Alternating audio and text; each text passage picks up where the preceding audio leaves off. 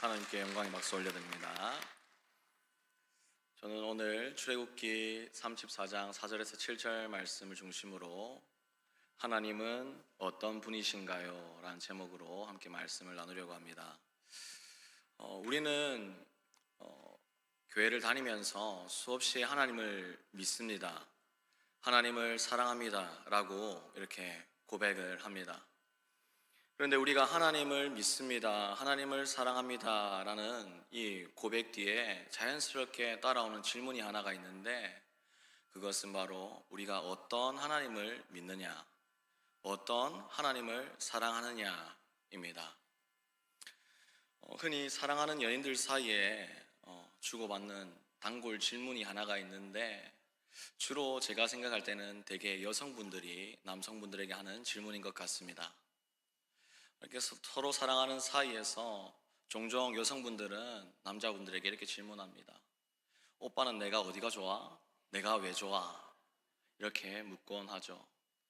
저도 그런 질문을 받아본 적이 있는데, 지금 제 아내에게 받은 것은 아니고, 제가 처음 장모님을 만났을 때 장모님께서 저에게 그렇게 물으셨습니다. 자네, 우리 성원이가 어디가 그렇게 좋은가? 근데 막상 그 순간 제가 줄줄이 막 이렇게 계속 자랑을 했으면 좋았을 것인데, 생각보다 그 질문 앞에서 선뜻 바로 대답이 나오지 않았습니다. 왜 그랬을까요? 제가 제 아내를 사랑하지 않아서라기보다는 조금 진지하게 내가 왜 이 사람이 좋을까, 이 사람을 사랑할까 라는 그런 고민을 해보지 않았기 때문이죠. 그래서 종종 그런 질문을 받는 남자들은 옆에서 여자친구가 그런 질문을 하면 이렇게 대답하곤 하죠. 뭘, 다 좋지.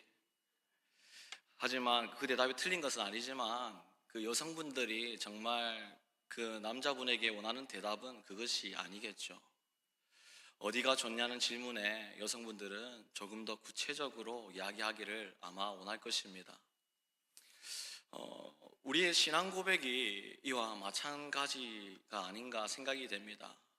우리는 흔히 너무나 많이 자주 하나님을 믿습니다, 하나님을 사랑합니다, 너무 자주 말하다 보니까 어느새 이것이 습관적인 고백이 되고, 정작 어떤 하나님을 내가 믿는지, 어떤 하나님을 사랑하는지 잘 정확하게 말하라고 하면 떠오르지 않을 때가 있다는 것이죠. 그래서 우리는 하나님을 믿는다, 하나님을 사랑한다 말하기 전에 한 번쯤은 스스로에게, 나에게 하나님은 어떤 분이실까 고민해 볼 필요가 있습니다. 나에게 하나님은 어떤 분이신가? 하나님을 구체적으로 아는 그 지식은 우리의 믿음과 직결되고, 동시에 우리가 하나님을 구체적으로 아는 그 지식은 우리의 기도와도 직결이 됩니다. 우리가 하나님을 구체적으로 알면 알수록 우리의 기도는 더 자세해지고 세밀해지는 것이죠. 그런데 우리는 종종 하나님에 대한 그 믿음이 조금 모호해서 우리의 기도가 어쩌면 때로는 뭉툭한 그 칼날과 같을 때가 있다는 그런 이야기입니다. 우리가 그 하나님이 어떤 분이신가 조금 더 구체적으로 알게 되면 우리는 조금 더 하나님께 구체적으로 알을 수가 있고, 우리의 기도는 날카로운 칼과 같이 되는 것이죠. 오늘 우리는 말씀을 통해서 바로 그 부분을 함께 생각해 보려고 합니다. 바로 내가 믿는 하나님은 어떤 분이실까? 나의 하나님은 어떤 분이실까? 바로 하나님의 속성, 성품에 대해서 함께 살펴보려 합니다. 여러분이 믿는 하나님, 나의 하나님은 어떤 분이십니까?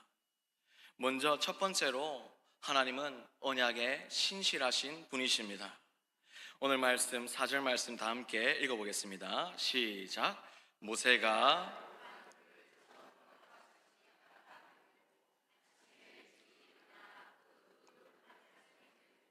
여호와의 명령대로 시내산에 올라가니. 오늘 본문 속 모세는 돌판 두 개를 처음 것과 같이 깎아 만들었습니다. 그리고 그 돌판을 들고 하나님 앞으로 올라가고 있죠.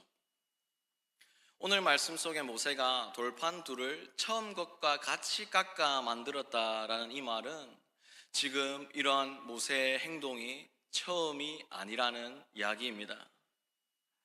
모세는 왜 또다시 두 번째 돌판을 준비해야 했습니까? 이전에 모세가 첫 번째 돌판을 가지고 시내산 위로 올라갔을 때 모세를 기다리던 이스라엘 백성들이 40일을 기다리지 못하고 하나님을 배반하고 금송아지 우상 숭배를 하면서 하나님과의 언약을 깨뜨려 버렸기 때문입니다. 하나님과의 언약을 깨뜨린 이스라엘 백성들, 그들에게 합당한 결과는 무엇이겠습니까? 당연히 심판입니다. 그런데 하나님께서는 그 일을 심판으로 끝내지 않으십니다. 하나님은 심판에서 그 일을 끝내는 것이 아니라 지금 말씀 속에서 다시 모세를 부르시고 다시 돌판을 깎아 올라오게 부르고 계십니다. 하나님께서는 왜 이 일을 또 반복하고 계실까? 그 이유는 바로 하나님께서 언약에 신실하신 분이기 때문입니다. 이스라엘은 하나님을 배신하고 언약을 깨뜨리고 실패했지만 하나님은 여전히 언약을 붙드시고 이루어가고 계십니다. 민수기 23장 19절에 하나님은 사람이 아니시니 거짓말을 하지 않으시고 인생이 아니시니 후회가 없으시도다. 어찌 그 말씀하신 바를 행하지 않으시며 하신 말씀을 실행하지 않으시랴. 하나님은 우리 사람들과 같이 순간적인 감정이나 어떤 상황에 의해서 약속을 뒤바꾸는 분이 아니십니다. 하나님은 사람이 아니시기 때문입니다. 하나님은 하신 말씀, 약속을 반드시 이루시는 분이십니다. 하나님의 약속이 반드시 이루어지는 그 이유는 그 하나님의 속성과 관련이 있는데 바로 하나님께서 격정이 없으시며 변하지 않으시고 영원하신 분이시기 때문입니다. 웨스트민스터 신앙고백서 2장 하나님과 거룩한 삼위일체 1항에서는 오로지 유일하시고 살아계시고 참되신 하나님이 계신다. 그 하나님은 격정이 없으시며 불변하시고 영원하시고. 주 안에서 사랑하는 거제교회 성도님 여러분, 하나님께서 언약에 신실하신 분이라는 사실이 우리에게 큰 위로가 됩니다. 왜 그렇습니까? 우리 역시 이스라엘처럼 하나님과의 약속을 잊어버리고 온전히 지키지 못할 때가 너무나 많기 때문입니다. 우리는 자주 넘어지고 우리의 믿음은 상황에 따라 수없이 흔들립니다. 그리고 때로는 하나님의 은혜를 잊어버리고 하나님께서 우리에게 주신 돌판을 내팽개쳐 버립니다. 그러나 하나님께서는 그런 우리를 포기하지 않으십니다. 우리를 다시 찾아오시고 다시 부르시고 다시 돌판을 주십니다. 왜 그렇게 하십니까? 하나님은 변하지 않으시는 신실하신 하나님이시기 때문입니다. 하나님께서 신실하시기 때문에 하나님이 하시는 말씀 또한 신실하고 그 언약 또한 변하지 않습니다. 우리는 신실하지 못하지만 하나님은 신실하십니다. 사랑하는 성도님 여러분, 보이지 않는 하나님의 그 신실하심이 오늘 우리에게 확실하게 나타나게 되었습니다. 바로 독생자 예수 그리스도를 통해서입니다. 우리는 어떻게 그 하나님의 신실하심을 알 수가 있습니까? 바로 우리를 위해 이 땅에 오신 예수 그리스도를 통해서입니다. 하나님의 그 약속대로 예수 그리스도께서 이 땅에 오신 것, 그리고 그분이 행하신 십자가 위에서 행하신 그 일을 통해서 우리는 하나님이 신실하신 분이구나 깨닫게 되고 그 신실하신 하나님이 바로 나의 하나님이라는 확신을 할 수 있게 됩니다.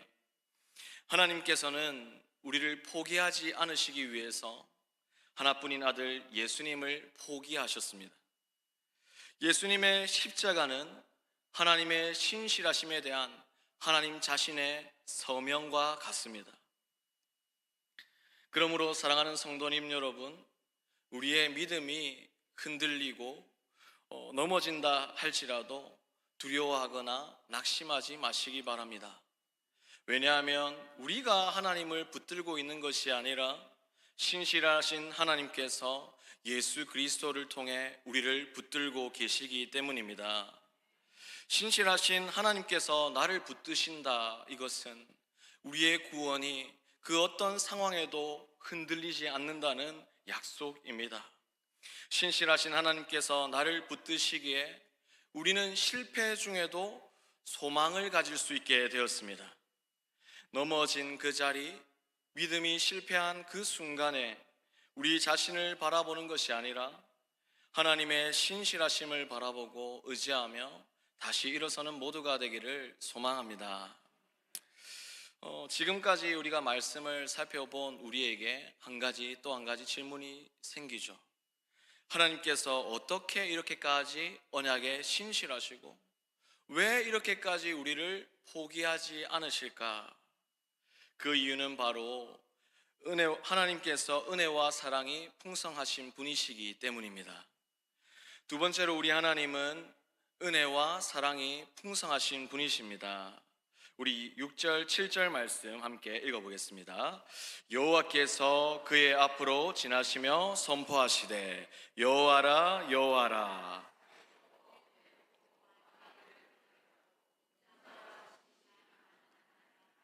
인자를 천대까지 베풀며 악과 과실과 죄를 용서하리라. 아멘.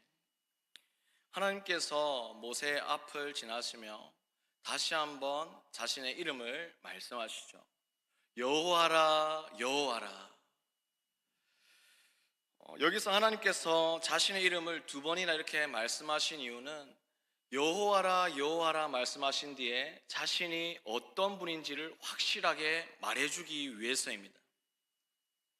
지금 자신의 그런 실수로 이스라엘 백성들은 언약을 깨뜨리게 되었고 넘어지고 실패의 자리에 있습니다.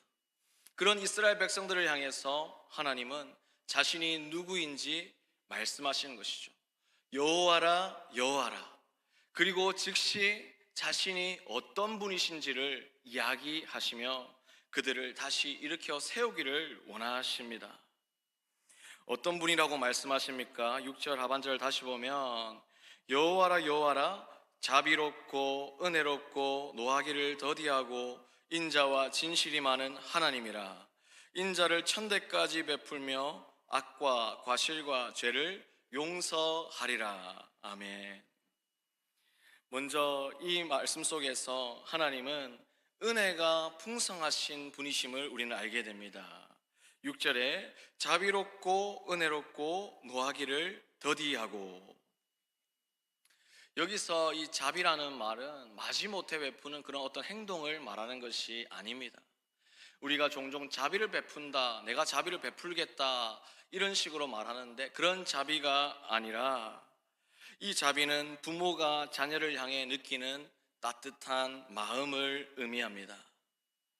이처럼 자비는 실수한 이스라엘 백성들에게 은혜를 베풀고자 하시는 하나님의 마음을 표현하는 단어가 바로 자비이죠. 그리고 그 자비가 이제 그 마음을 넘어서 행동으로 나타나게 될 때 그것이 바로 은혜입니다. 이스라엘의 첫 번째 돌판은 깨어져 버리고 말았죠.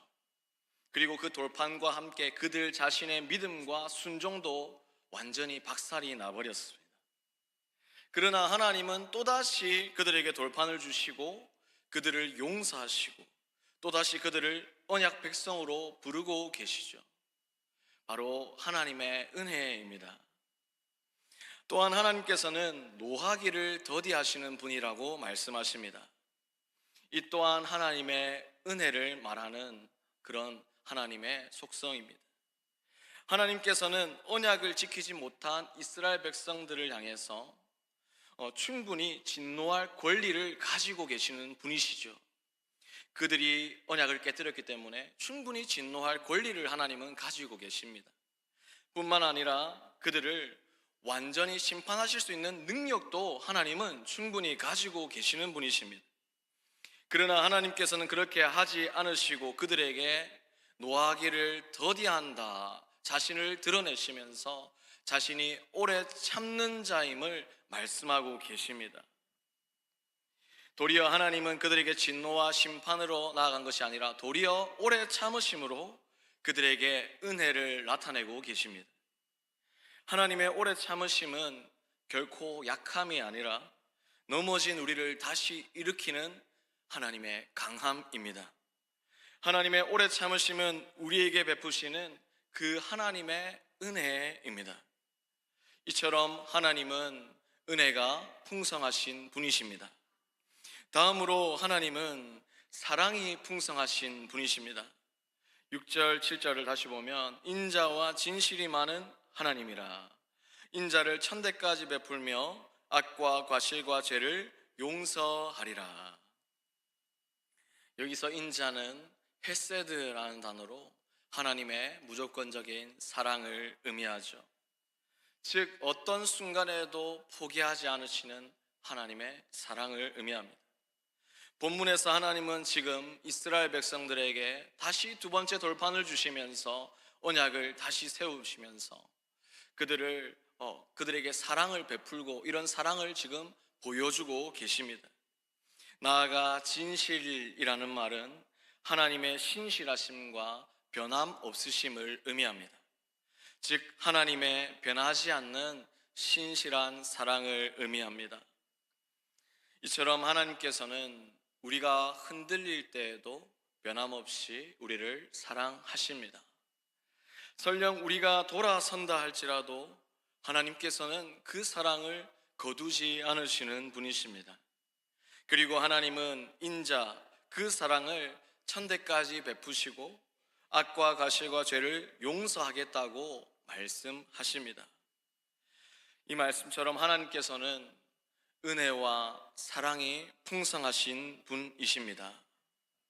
웨스트민스터 2장 다시 1항에 보면 하나님은 가장 사랑이 많으시고 은혜로우시고 자비하시고 오래 참으시고 선과 진리가 가득하시고 부정과 범죄와 죄를 용서하시고 주 안에서 사랑하는 거제교회 성도님 여러분, 그 하나님의 은혜와 사랑의 절정이 우리에게 나타났습니다. 바로 우리 주 예수 그리스도이십니다. 본문 속 이스라엘처럼 우리는 수없이 하나님을 배신하고 다른 것을 사랑하며 살아갑니다. 그런데 그런 우리가 어떻게 감히 다시 하나님 앞으로 나아가고 용납받을 수 있게 되었습니까? 그 이유는 우리 자신에게 있는 것이 아니라 그 이유는 단 하나, 우리 구주 예수 그리스도로 인함입니다. 하나님께서는 우리를 이토록 사랑하십니다. 하나님께서는 자신의 하나뿐인 아들, 그 아들을 주시기까지 우리를 사랑하십니다. 그리고 그 아들 예수님을 통해 우리에게 풍성한 은혜를 베푸십니다. 요한일서 4장 9절 10절에 하나님의 사랑이 우리에게 이렇게 나타난 바 되었으니 하나님이 자기의 독생자를 세상에 보내심은 그로 말미암아 우리를 살리려 하심이라.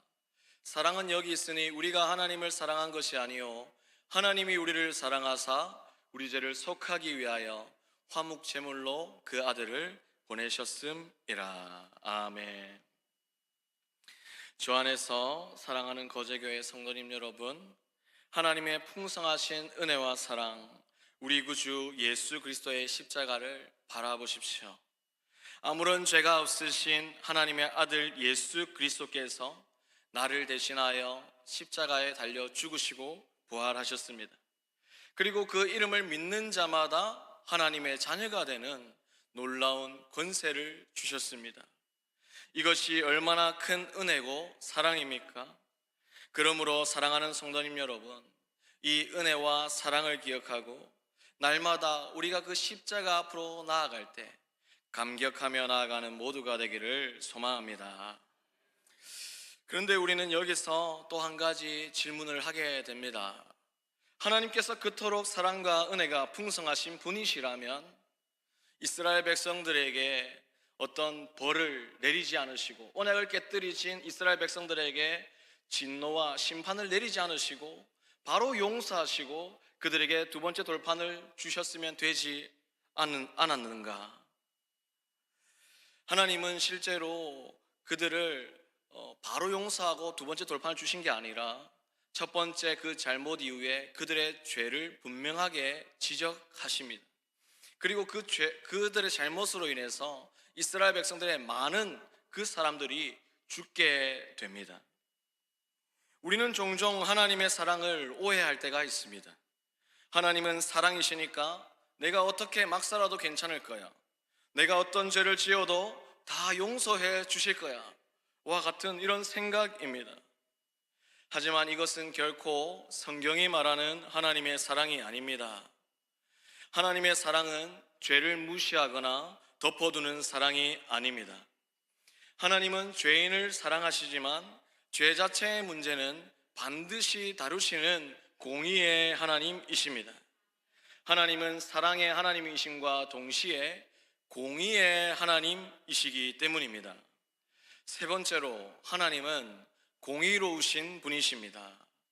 7절 하반절에 그러나 벌을 면제하지는 아니하고 아버지의 악행을 자손 3, 4대까지 보응하리라. 하나님은 자신이 은혜와 사랑이 풍성하신 분이라고 말씀하신 다음에 곧이어 그 사랑과 은혜가 풍성한 하나님과는 조금 어울리지 않는 것과 같은 말씀을 곧이어 하십니다. 바로 그러나 벌을 면제하지는 아니하고 아버지의 악행을 자손 3, 4대까지 보응하리라. 이것은 바로 하나님께서 사랑의 하나님임과 동시에 공의의 하나님이심을 말하고 있는 것입니다. 앞서 하나님께서는 이스라엘에게 두 번째 돌판을 주셨지만 그렇다고 해서 그들에게 주어질 벌을 면제하지는 않으셨음을 우리는 보게 됩니다. 하나님은 이스라엘의 잘못을 분명히 지적하시고 그들의 잘못에 대한 대가를 치르게 하셨습니다. 이스라엘 백성들은 언약을 깨뜨린 결과로 많은 가족을 잃어버려야 했고 많은 친구들, 그들 주변에 있던 많은 사람들을 잃어버리게 되었습니다. 이처럼 하나님께서는 죄의 문제를 분명히 처리하시는 공의의 하나님이십니다. 나아가 하나님은 그 악을 보응하시겠다 오늘 말씀하십니다. 여기서 보응한다라는 이 말은 단지 죄를 갚겠다라는 의미를 넘어서 이 단어의 본래 의미는, 보응하다라는 이 단어의 본래 의미는 방문한다, 찾아온다, 살핀다라는 뜻인데, 이는 곧 하나님께서 직접 그 죄인을 찾아와서 살피고 죄를 확인하시고 심판하시며 공의를 이루시는 분이심을 의미합니다. 그런데 우리는 출애굽기 이 34장 7절 하반절의 말씀 속에서 한 가지 질문을 가지게 되는데, 바로 아버지의 악행을 3, 4대까지 보응하리라 라는 구절입니다. 바로 여기서 우리는 가문의 죄가 세습되는 것인가, 아버지의 죄 때문에 자녀가 벌을 받는다는 뜻인가 라는 질문을 하게 되는데, 그것은 오해입니다. 성경은 정반대로 이야기하고 있죠. 에스겔 18장 20절에 아들은 아버지의 죄를 담당하지 아니할 것이요, 신명기 24장 16절에 아버지는 그 자식들로 말미암아 죽임을 당하지 않을 것이고 자식들은 그 아버지로 말미암아 죽임을 당하지 않을 것이니 각 사람은 자기 죄로 말미암아 죽임을 당할 것이니라. 그렇다면 출애굽기 34장 7절에 아버지의 악행을 3, 4대까지 보응하리라, 이 말은 무슨 뜻일까요? 이는 곧 그 자녀 세대 또한 아버지의 악행을 그대로 따라하여서 그들 자녀 또한 또 죄를 짓게 된다면 하나님은 그대로 그들에게도 심판을 내리실 것이라는 그런 뜻을 가지고 있습니다. 그 자녀 세대 또한 아버지의 악행을 따라하게 될 때 하나님은 공의로 그들을 심판하시게 될 것입니다. 죄에 따른 하나님의 심판이 계속될 것을 의미하고 있습니다. 하나님은 만일 죄가 없는 그 자녀를 그냥 심판하시는 불의하신 하나님이 아니시라. 하나님은 죄의 문제를 다루시는 공의의 하나님이십니다. 이러한 하나님의 공의는 사실 하나님의 사랑과 반대되는 것이 아닙니다. 이 하나님의 공의는 하나님의 사랑의 또 다른 모습입니다. 본문 속 하나님께서는 아버지의 악행을 보응하시겠다 할 때 3, 4대까지 보응하겠다고 말씀하셨지만 그 전에 자신의 인자는 1000대까지 베푸시겠다고 말씀하셨습니다. 이것이 의미하는 바가 무엇입니까? 하나님의 심판은 잠시이고 하나님의 사랑과 자비는 그보다 훨씬 더 크다는 것을 의미합니다. 하나님께서 죄를 다루시고 심판하는 것에 그 심판에는 그 심판 자체의 목적이 있지 않습니다. 그 심판의 진짜 목적은 거룩한 백성으로의 회복입니다. 웨스트민스터 2장 1항에 이어서 보면 하나님이 어떤 분이신가? 동시에 하나님은 가장 공의로우시고 심판에 있어서 무서우시고 모든 죄를 미워하심으로 죄인들을 결코 면죄해 주지 않으시는 분이시다. 하나님은 은혜와 사랑이 풍성하신 분이심과 동시에 공의로우신 분이십니다.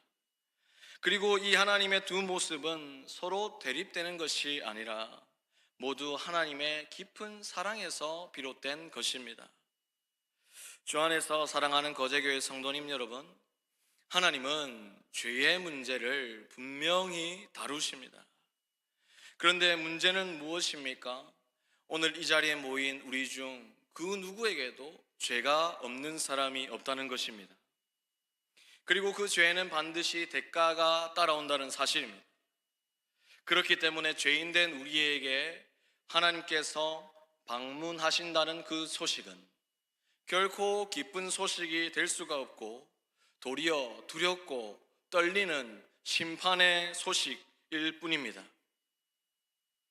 그런데 그런 우리가 오늘 어떻게 감히 이 자리에 모여서 그 하나님 아버지 앞에 기쁨으로 나아갈 수 있게 되었습니까? 그 이유는 단 하나, 우리 구주 예수 그리스도의 십자가로 인함입니다. 본래 하나님께서 우리의 죄를 처리하기 위해 우리를 방문한다는 소식은 우리에게 심판이 되어 마땅했습니다. 공의의 하나님께서 죄인을 찾고 계신다는 소식은 결코 우리에게 기쁜 소식이 될 수가 없습니다. 그러나 하나님께서는 그 진노와 심판을 우리에게 쏟으시지 않으셨습니다. 하나님은 그 진노와 심판을 우리 대신 십자가에 달리신 예수 그리스도에게 쏟으셨습니다. 그로 인해서 이제 그 하나님의 방문이 우리에게 더 이상 심판이 아니라 구원이 될 수 있게 되었습니다. 사랑하는 성도님 여러분, 우리는 예수 그리스도의 은혜로 말미암아 담대히 공의로우신 하나님 앞으로 나아갈 자격을 얻은 자들입니다. 혹 이 자리에 공의의 하나님 앞에 자신의 죄와 연약함으로 인해 두려움과 정죄함에 사로잡혀 계신 분이 계십니까? 나 자신의 연약함이 아니라 나를 위해 십자가 위에서 죄의 값을 완전히 지불해 주신 예수 그리스도를 바라보시기를 소망합니다. 그분의 십자가를 바라보시기를 소망합니다. 이 시간 그 예수님의 이름과 십자가 은혜를 의지하여 다시 공의의 하나님 앞으로 담대히 나아가며 이제는 죄로부터 우리의 그 잘못된 길을 돌이키고 겸손히 살아가는 모두가 되기를 소망합니다. 주 안에서 사랑하는 거제교회 성도님 여러분, 말씀을 맺습니다. 오늘 우리는 말씀을 통해 나의 하나님은 어떤 분이신가 함께 살펴보았습니다. 나의 하나님은 어떤 분이십니까? 우리가 믿는 하나님은 어떤 분이십니까? 첫째로 하나님은 언약에 신실하신 분이십니다. 둘째로 하나님은 은혜와 사랑이 풍성하신 분이십니다. 셋째로 하나님은 공의로우신 분이십니다. 그런데 더욱 놀라운 사실은 무엇이었습니까? 바로 이 하나님께서 예수 그리스도 안에서 바로 나의 하나님이 되셨다는 것입니다. 우리는 그리스도의 십자가를 통해서 하나님께서 언약에 신실하신 분을 확인할 수 있게 되었습니다. 그로 인해 언약에 신실하신 하나님께서 나의 하나님이 되시기 때문에 우리는 흔들리는 그런 이 세상 속에서, 또 수없이 흔들리는 우리의 그런 믿음의 그런 상황 속에서도 흔들리지 않고, 우리가 흔들리지 않는 믿음을 가지고 살아갈 수 있게 되었습니다. 우리는 십자가를 통해서 하나님께서 얼마나 은혜와 사랑이 풍성하신 분임을 알게 되었습니다. 자격 없는 우리를 위해 독생자를 내어주신 하나님의 사랑, 그 하나님의 은혜입니다. 그로 인해 우리는 날마다 나를 사랑과 은혜로 용납하시고 회복시키는 하나님의 은혜를 누리며 살아가게 되었습니다. 또한 우리는 예수 그리스도의 십자가를 통해 공의의 하나님 앞에 더 이상 두려움으로 나아가는 것이 아니라 담대함으로 나아갈 수 있게 되었습니다. 우리의 죄에 대한 심판을 예수님께서 대신 담당해 주셨기 때문입니다. 그 공의의 하나님이 나의 하나님이 되시기 때문에 때로 우리 현실을 살아가다가 불의한 현실을 마주한다 할지라도 우리는 여전히 믿음을 지키며 살아갈 수 있게 되었습니다. 사랑하는 성도님 여러분, 그러므로 우리의 결단은 단 한 가지입니다. 우리가 붙들 것은 수없이 변하는 상황도, 수없이 흔들리는 나의 감정도, 나의 연약한 그런 결심도 아니라 오직 예수 그리스도께서 우리를 위해 행하신 그 일, 그 십자가를 붙드는 일입니다. 예수 그리스도를 바라보십시오. 그분을 붙드십시오.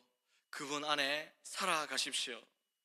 우리는 그리스도 안에서 하나님의 신실하심을 신뢰할 수 있게 되었고, 하나님의 풍성하신 은혜와 사랑을 날마다 누리며 살아갈 수 있게 되었습니다.